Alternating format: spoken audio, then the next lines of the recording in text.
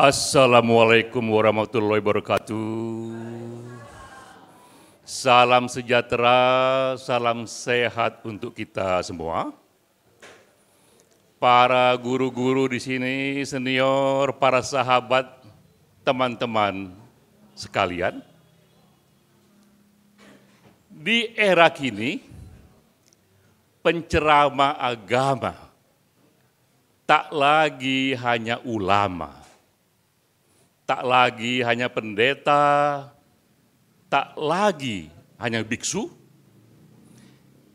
Penceramah agama di era ini tidak lagi bergelar profesor doktor, tak lagi hanya itu, tapi kini sudah hadir penceramah dalam sosok artificial intelligence.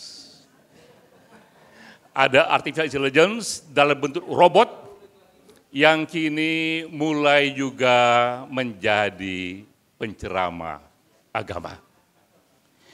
Ini berita di CNN, nanti bisa dilacak itu di Google. CNN tahun 2019 memberitakan di kuil Buddha Kyoto, di Koidaji Temple, di sana yang memberikan ceramah adalah biksu dalam bentuk robot dan artificial intelligence. Jadi di sana saya menonton videonya, para peserta hening mendengar, umat di sana hening mendengar, satu sosok robot dengan artificial intelligence begitu fasih mengutip ayat-ayat suci dari kitab suci, begitu fasih menyatakan hikmah yang bisa dikerjakan dari ayat agama untuk kehidupan di masa kini. Itu terjadi di Jepang. Biksu yang asli, yang manusia bernama Tensho Goto. Ia mengatakan kuil ini sudah berusia 400 tahun. Tapi yang sepanjang saya tahu, biksu paling hebat adalah biksu ini. Robot dengan artificial intelligence, dan dia memberikan alasannya, mengapa biksu ini paling hebat, karena menurut dia, semua biksu lain bisa mati. Dan pengetahuannya bisa habis, tapi biksu yang ini, robot ini akan terus hidup dan terus update. Karena di kepalanya akan terus diberikan informasi tambahan tentang ceramah-ceramah terbaik mengenai agama Buddha. Sehingga biksu ini makin lama akan makin pintar. Jadi kita lihat sekarang ini, sosok robot dengan artificial intelligence pun sudah bisa memberikan ceramah-ceramah agama yang mungkin pada waktunya pengetahuannya mengalahkan ulama sehebat apapun, karena dia bisa mengakumulasi semua data-data yang dimasukkan di sana mengenai berbagai kutipan ayat dan ajaran terbaik yang bisa di-input di sana.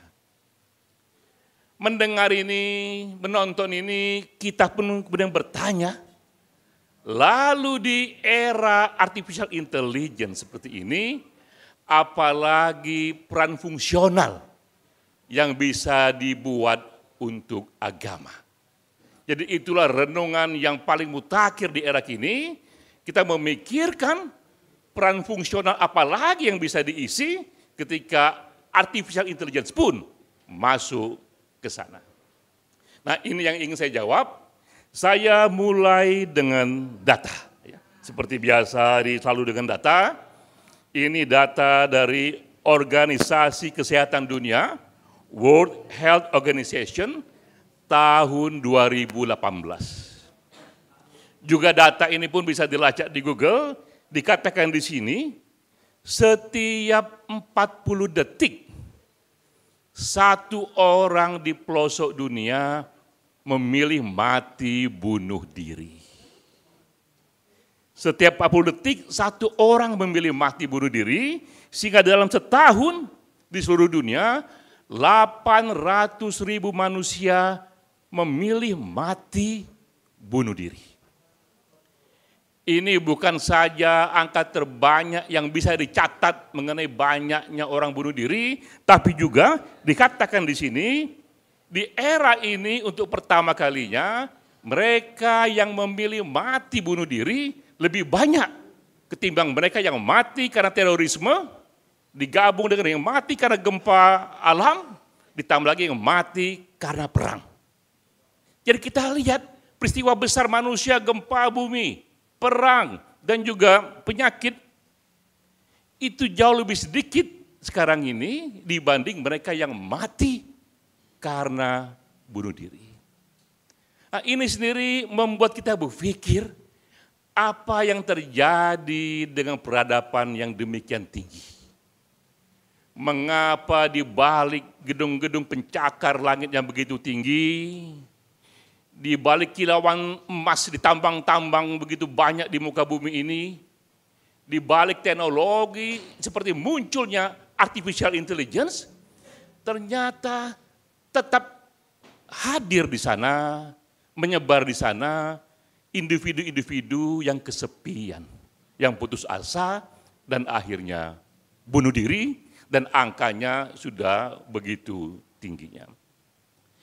Ini sendiri memberikan kita satu kesan bahwa kompleksitas batin manusia ternyata memang tak bisa sepenuhnya diisi hanya oleh kelimpahan ekonomi dan juga kemajuan teknologi.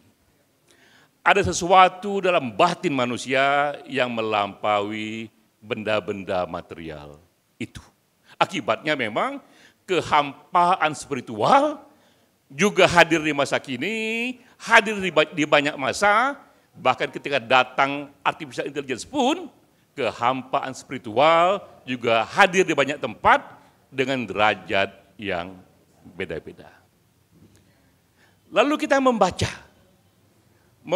bagaimanakah dunia modern merespon kehampaan spiritual yang juga masih ada di era super teknologi. Nah, ini data lagi dari Forbes Magazine di tahun 2020 yang menceritakan bahwa di Amerika Serikat responnya cukup unik dengan menjamurnya kegiatan meditasi. Begitu hebatnya kebutuhan orang pada meditasi, sehingga meditasi pun menjadi bisnis, dan dikala itu tahun 2022 bisnis meditasi sudah menyentuh 2 billion US dollar atau sebanyak 30 triliun rupiah sudah dihabiskan oleh individu di sana untuk ikut gerakan meditasi.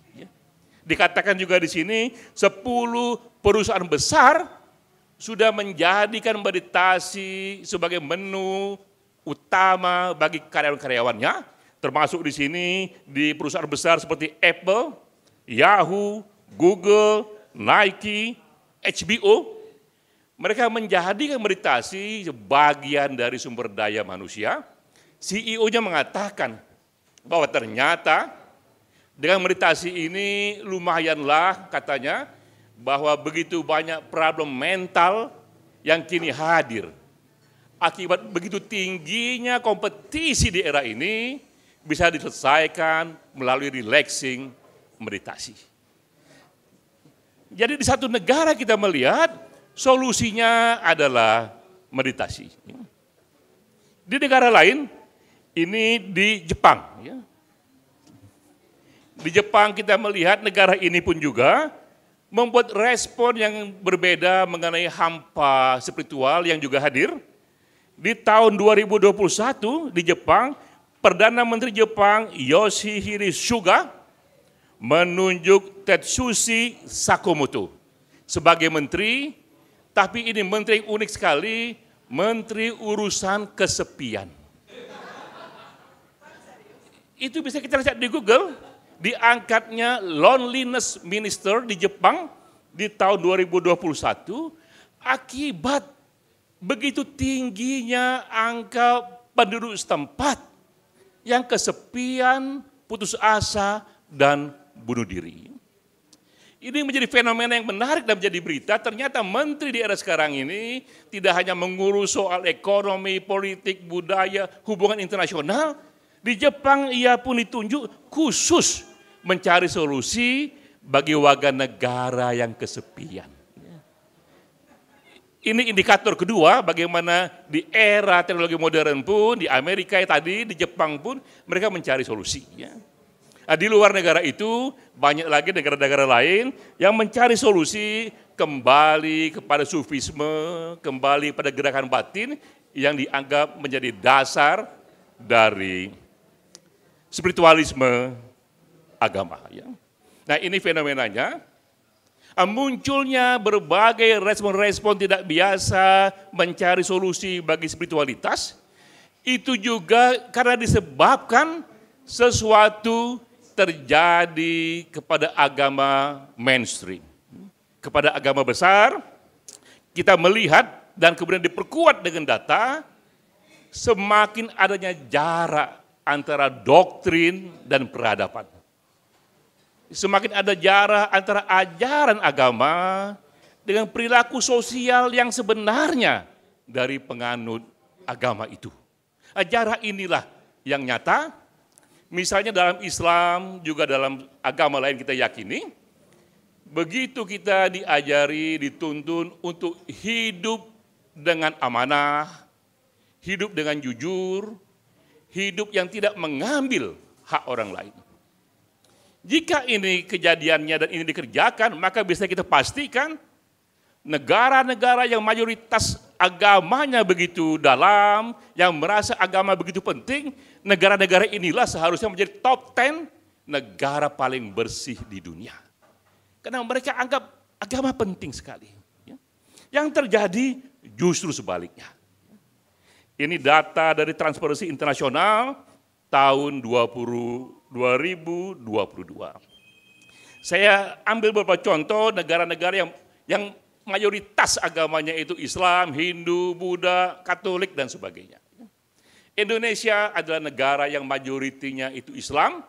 Ketika disurvei dia mengatakan agama sangat penting dalam hidup kami, 98% menyatakan itu. Tapi negara ini tercatat sangat tinggi tingkat korupsinya. Dia hanya di ranking 110 dunia. Jadi bagaimana menjelaskannya? Di negara yang majoriti mengaku agama sangat penting dalam hidupnya, pemerintahannya itu sangatlah tinggi korupsinya. Bahkan kalau kita baca juga KPK di tahun 2011 membuat riset, dari 22 institusi yang paling korup, Departemen Agama yang paling korup. Itu bisa dilacak di Kompas ya. Bahkan kita juga melihat beberapa menteri agamanya pun masuk penjara. Jadi ada apa di sini? Mengapa jauh sekali jarak antara ajaran agama dengan perilaku sosial? Tapi tidak hanya di Islam, juga di Hindu. India itu majoritinya Hindu, dan juga publik di sana menyatakan, bagi kami agama sangatlah penting di atas 95%. Tapi negara ini pun juga sangat tinggi tingkat korupsinya, ranking ke-85, jauh sekali di bawah. Juga negara Thailand. Thailand ini Buddha majoritinya, dan juga mereka mengatakan dalam hidup kami agama Buddha sangatlah penting di atas 90% lebih. Tapi Thailand pun juga tingkat korupsinya di level 101 begitu jauhnya. Hal yang sama dengan Brazil. Brazil ini agama Katolik majoriti di dunia, paling banyak di dunia. Mereka mengatakan Yesus itu adalah bimbingan mereka, kitab suci itu mereka agak penting sekali, di atas 50%, tapi korupsinya pun juga tinggi sekali, dia hanya di ranking 94. Nah ini data yang membuka mata kita. Apa yang terjadi? Mengapa ada jarak yang begitu jauh antara doktrin satu pihak dan peradaban yang dilahirkannya, antara ajaran yang kita dengar dengan perilaku sosial yang memang muncul dari penganut agama itu. Tentu banyak analisa yang bisa dibuat, salah satunya adalah ini hal penting bahwa agama sebagai agama akhlak ia semakin redup. agama sebagai revolusi hati, ia semakin redup. Padahal dalam sejarahnya, ini menurut satu tafsir, ketika agama pertama kali datang, ia adalah agama akhlak, ia membuat revolusi batin, revolusi moral bagi masyarakatnya. Para nabi-nabi menjadi begitu kokoh di sana, karena yang dibawakan adalah sebuah agama akhlak yang merevolusi moral masyarakat setempat. Jadi kita lihat pada awalnya, hitohnya itu, agama adalah agama akhlak. Lalu kemudian, melalui proses sejarah agama ini, melalui sejarah, menjadi juga agama yang kemudian berkuasa, menguasai sumber daya ekonomi, sumber daya politik. Akibatnya motivasi mereka yang ikut agama pun semakin lebar, semakin luas. Yang motif orang beragama dulu itu dalam mereka gerakan moral pun berubah, bertambah, karena mereka pun ingin ikut porsi kekuasaan. Ya. Aroma kekuasaan dalam agama juga begitu kokoh, ya. Baik itu dalam rangka kekuasaan ekonomi ataupun kekuasaan politik. Ini pula yang menyebabkan akhirnya agama sebagai kekuatan akhlak ia meredup. Dan kita menyaksikan sekarang ini ramainya ritus-ritus agama berhenti sampai di sana, tidak berlanjut kepada kuatnya perilaku sosial yang terlihat dalam data-data. Lalu sekarang ini bulan Ramadan, saatnya kita merenung, saatnya kita mengatakan agama harus dikembalikan pada kitohnya, pada asalnya sebagai agama akhlak. Tapi bedanya, agama akhlak di masa kini dibanding agama akhlak ketika ia dilahirkan di awal-awal Masehi, di era ini agama akhlak ada dalam mindset abad 21. Yang mindset ini tidak hadir ketika agama pertama kali dilahirkan. Dua hal yang menjadi penting dalam mindset abad 21, pertama adalah hadirnya ilmu pengetahuan. Sekarang ini semua public policy, banyak hal di ruang publik itu berlaku karena temuan-temuan riset. Ya. Sehingga dengan sendirinya agama di masa kini pun harus menjadi ikhlas memberi ruang yang lebih besar bagi berperannya ilmu pengetahuan di ruang publik. Fenomena kedua yang juga menjadi mindset abad 21 adalah datangnya negara-negara nasional. Mengapa ini penting? Karena ia mengubah konsep masyarakat dari umat menjadi warga negara. Dahulu kala konsep masyarakat itu adalah umat, jadi mereka yang kita sebut masyarakat identitasnya adalah satu agama. Jika saat itu datang dari agama lain, acap kali warga agama lain itu segera menjadi subordinasi, tidak setara. Tapi datangnya negara nasional mengubah umat menjadi konsep kewarganegaraan, dan itu artinya semua warga negara, apapun agamanya, ia setara. Ia diperlakukan secara sama, dengan sendirinya negara nasional yang modern, ia harus menerima kehadiran begitu banyak agama ini sebagai sistem nilai yang setara belaka. Nah itulah efek kedua dari mindset abad 21. Jadi agama pun di era ini harus hadir dengan menerima mindset ini, bahwa ilmu pengetahuan perannya begitu besar di ruang publik, dan bahwa ada agama-agama lain di samping kita yang bagaimanapun harus diperlakukan secara setara. Dengan mindset inilah kembali agama ke kitohnya, tempat dia yang sangat terhormat justru sebagai agama akhlak. Karena kita tahu sehebat-hebatnya teknologi, sehebat-hebat ekonomi, akhlak manusia itu tak bisa semuanya tergantikan di sana. Itu adalah upaya individu itu sendiri. Karena itu, sekarang ini kita mengartikan bagi kita, kegiatan beragama adalah kegiatan yang terus-menerus membersihkan akhlak kita. Yang saya sebut kegiatan agama ada kegiatan yang terus-menerus membersihkan hati kita, mensucikan pikiran kita, sehingga hati kita semakin banyak diisi oleh compassion, semakin banyak diisi oleh keadilan, semakin banyak digetarkan oleh getar-getar kebajikan.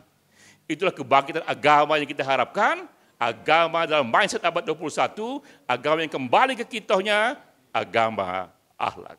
Wassalamualaikum warahmatullahi wabarakatuh.